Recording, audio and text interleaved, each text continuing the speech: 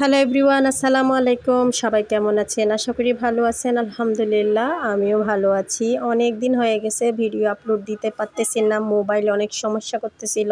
গত বৃহস্পতিবারের একটা ভিডিও ছিল, তো ভাবলাম সেটা একটু শেয়ার করে দিই। তো সকালবেলা ঘুম থেকে উঠে আমি দেখতেছি রাস্তায় অনেক পানি উঠে গেছে, কারণ সারা রাত ভরে বৃষ্টি হয়েছে। ঢাকা শহরের এই একটা অবস্থা, একটু বৃষ্টি হলেই পানি জমে যায়, চারপাশ দিয়ে চলাফেরা করতে খুবই কষ্ট হয়ে যায়। তো আমার হাজব্যান্ড অফিসে যেতে পারতেছে না, জুতা মোজা ভিজে যাবে সেজন্য বসে আছে, আর বারান্দায় বারবার উকি দিচ্ছে কখন পানি কমে যাবে। তবে এই পানি খুব বেশিক্ষণ থাকে না, বৃষ্টি থামার সাথে সাথে পানি সব নেমে যায়। যাই হোক, এখন আমি সকালবেলার নাস্তাটা রেডি করে নিলাম, আলু ভাজি করে নিলাম আর রুটি বানিয়ে নিলাম। তো আমার হাজব্যান্ড আর আমি একসাথে বসে বসে নাস্তা করে নিচ্ছি, যেহেতু সে এখন অফিসে যায় নাই, তাই আজকে দুজন মিলে একসাথে নাস্তা করতেছি।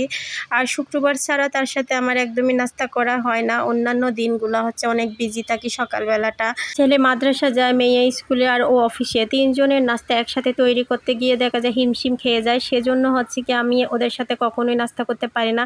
ওরা অফিসে যাওয়ার পরে আমি আর আয়ান বসে নাস্তা করি, তারপর চা খাই। নাস্তা খাওয়ার পরে আমি একটু চা খাচ্ছিলাম, আর আমার হাজব্যান্ড হচ্ছে দুধ চা খায় না, সেজন্য তার জন্য আমি আর চা বানালাম না।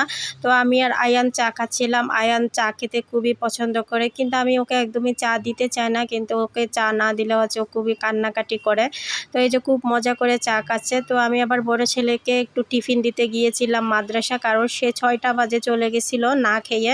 তার জন্য আমি ওর জন্য রুটি আর ভাজি দিয়ে আসলাম, আর আসার সময় দেখলাম এত সুন্দর সুন্দর লইট্টা মাছ বিক্রি করতেছিল।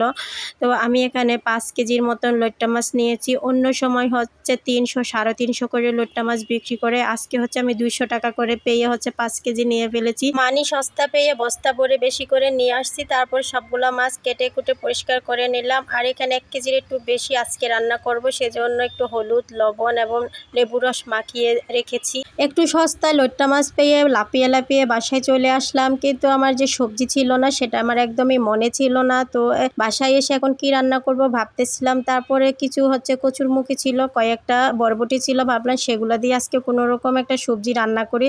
শুটকি দিয়ে রান্না করব ভেবে সব কিছু কেটে কুটে গুছিয়ে নিয়েছি। প্রথমে লইট্টা মাছটা রান্না করব, তার জন্য একটু মশলা ব্লেন্ড করে নিলাম। কাঁচামরিচ, টমেটো, পেঁয়াজ, রসুন, জিরা, হলুদের গুঁড়া, ধনিয়ার গুঁড়া, মরিচের গুঁড়া আমি সব একসাথে দিয়ে ব্লেন্ড করে তারপরে রান্না করি। তাহলে হচ্ছে একটা বাটা মশলার সুগন্ধ পাওয়া যায়, তরকারিটা খেতেও খুব সুস্বাদু হয়।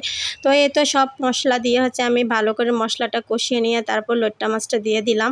তো লইট্টা মাছে একটুও পানি দিতে হয় না, লইট্টা মাছ থেকে যে পানিটা বের হয় সেটা দিয়ে লইট্টা মাছটা রান্না করা হয়ে যায়। তো লইট্টা মাছটা রান্না হয়ে গেছে, উপর দিয়ে ধনেপাতা দিয়ে আমি নামিয়ে নেব। আর অন্য চুলায় শুটকির তরকারিটাও রান্না করে নিচ্ছি। কয়েকটা বাঁশপতি শুটকি ছিল আর চিংড়ি শুটকি ছিল, এগুলো আমি ভালো করে ধুয়ে রেখেছিলাম। এখন হচ্ছে মশলার সাথে ভালো করে কষিয়ে নিয়ে আমি কচুরমুখী এবং বরবটিটা রান্না করে নিচ্ছি।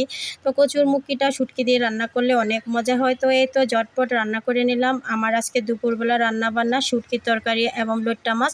তো সবার কেমন লেগেছে অবশ্যই কমেন্ট করে জানাবেন। ভালো থাকবেন, আসসালামু আলাইকুম।